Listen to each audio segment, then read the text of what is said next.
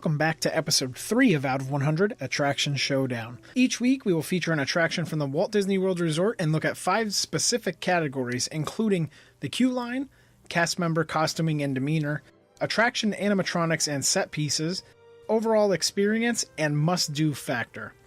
Each attraction will be ranked out of a score of 100 points, 20 for every category, and tiered against each other in the coming weeks. Be sure to comment below with your ranking of each category of this week's featured attraction, as this video will be 100% opinionated.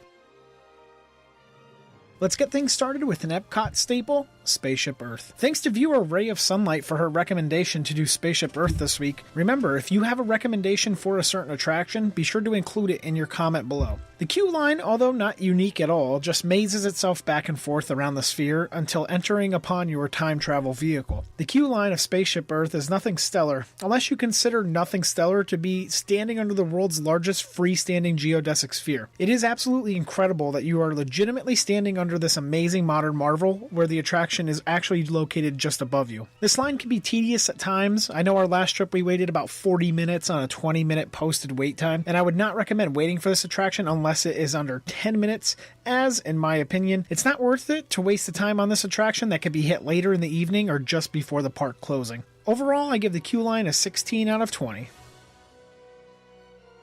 This attraction honestly does not involve the cast members as much as our previous attractions featured here, so we will solely base this rank on their costume. Their costume features this excellent purple, teal, and gray shirt with black pants, which in my opinion is absolutely retro looking. Epcot's theme relies mainly on technology progression, the future, and world culture, and I feel as though this shirt alone captures all 3 of these traits in its own unique way. I know it may be bland to some, but this attraction would be in my top 5 attraction costumes that I would want to have within my own personal collection. Overall, a 15 out of 20.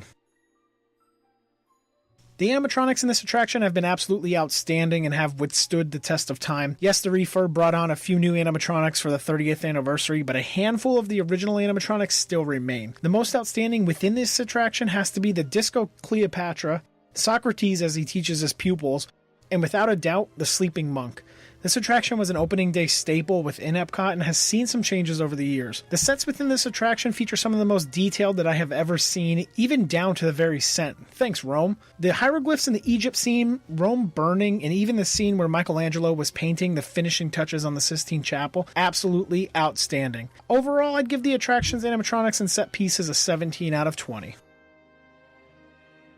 This attraction in and of itself is incredible. The fact that you are actually inside of Epcot's geodesic sphere blows my mind. There are a few points where you can even make out the molding in the ceiling and can see the triangles that make up the facade of the attraction. Judi Dench is now the new narrator of the attraction since October 1st, 2012 and has done an incredible job doing so. A lot of the ride's narration is quotable and recognizable by any Disney fan, although I have to say that Thank the Phoenicians is probably the most recognized. The exit of this attraction also features a spherical jumbotron, if you will, and you get to watch your head float off to wherever you chose to be your home on the US map, which really adds to an interactive aspect to the ride. The other bits and pieces in the exit seem like a tacky add-on, although it does grab the attention of children and kids and lets them learn about energy, the human body, and Earth itself. Overall experience rank, a 16 out of 20. As for must-do factor, I would consider must-do factor a main ingredient in any Walt Disney World attraction. By this category, I'm expressing certain questions. Does this ride make you want to ride it over and over again?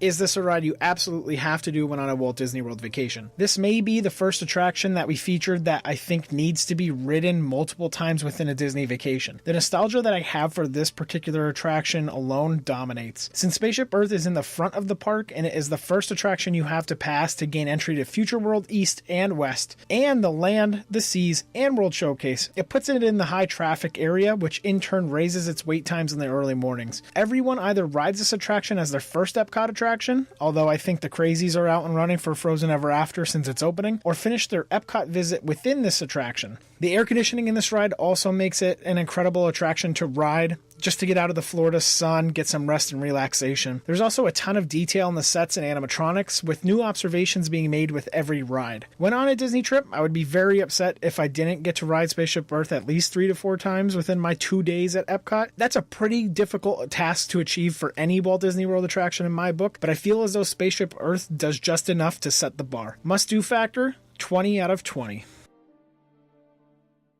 That leaves us with an overall rating of 84 out of 100 for Spaceship Earth. Be sure to comment below with your own overall ranking of each category for Spaceship Earth, as well as a suggestion for next week's attraction on our next episode of Out of 100 Attraction Showdown. Taking a look back at last week's episode of Out of 100 Attraction Showdown, viewers gave the Great Movie Ride an average of 81 overall, which was quite a bit away from my ranking for the attraction. Heck, even one person, an outlier not included in the average, gave it a 98 overall. I will begin to feature the top 10 at the end of the episode, featuring the viewers' ranking from the previous episode, so be sure to comment below with your overall ranking for this week's attraction, as well as a recommendation for next week's attraction. Be sure to like this video if you enjoyed it, and be sure to subscribe for great new content coming soon. Thanks.